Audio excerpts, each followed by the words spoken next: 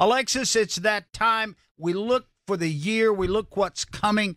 Is there one overriding thing that you're looking at you think might be a dominant storyline?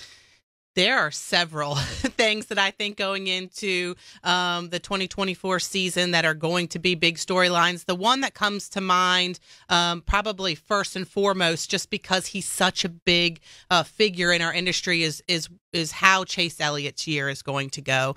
Obviously he had struggles last year with having to be out because of a broken leg after a snowboarding incident and then being suspended from NASCAR for one race, not being able to get into victory lane last year. So I think a lot of people are looking at him and thinking that this is a year he really needs to step it up and turn things around. I've heard a lot of people listening to different call-in shows and things, a lot of Chase Elliott fans wondering what's going on and maybe even thinking about jumping off of the bandwagon. So I think this is going to be a pivotal year for Chase and just to see where his future is going to go. Well, after missing 7 races last year, 6 for injury and 1 for suspension, you've got to think there's no way to go, and that is but up. Brad Gillie, we've got a brand new season. We're about ready to open up and look at. What are you thinking about? Where do you see one of the biggest storylines coming from? I'm thinking brand new race cars, both Toyota with the Camry XSE and Ford with the Dark Horse Mustang. Last year we talked a lot about the deficiencies in whatever place with either manufacturer. For Toyota, they seem to maybe struggle on speedways because of the nose of their car and the less numbers of what they had for organizations. That's changed with the addition of Legacy Motor Club and the new Camry. For Ford, they talked about how much they struggled on intermediate tracks, in spite of the fact that Ryan Blaney was pretty dominant during the second half of the Coca-Cola 600. I hope we don't have those storylines. I hope the 2 new body styles, in addition to the Chevy Camaro, bring us a lot of parity and we get to see just a lot of close racing. All right, so the body styles and the manufacturers. Brad Gillie's looking at that. Jeff Hammond.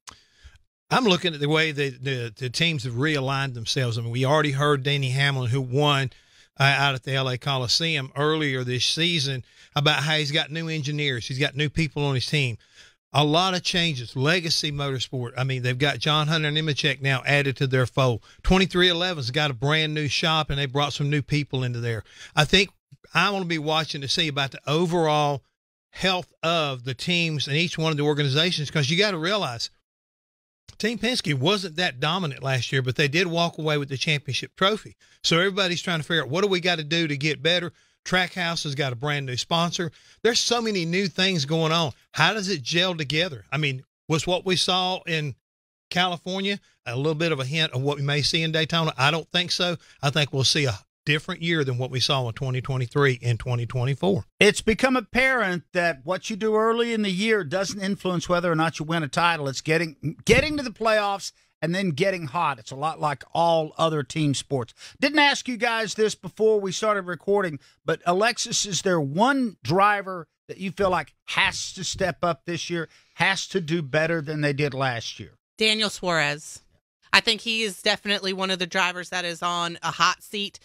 So much has happened at Trackhouse. Obviously, you have Ross Chastain and the Busch coming over to his, as Jeff alluded to his team, and then all of the things that they've done with Spire. You've got Shane Van Gisbergen. That's also going. There's just so many things that are happening there, and Daniel Suarez doesn't really seem to be at the center of any of them. And so I think he's really going to need to start performing and getting things done on Sundays in order to keep that seat. Well, we'll see if Agent 99 can step up his performance. Brad Gillie, somebody that you'd like to see move closer to the front of the class.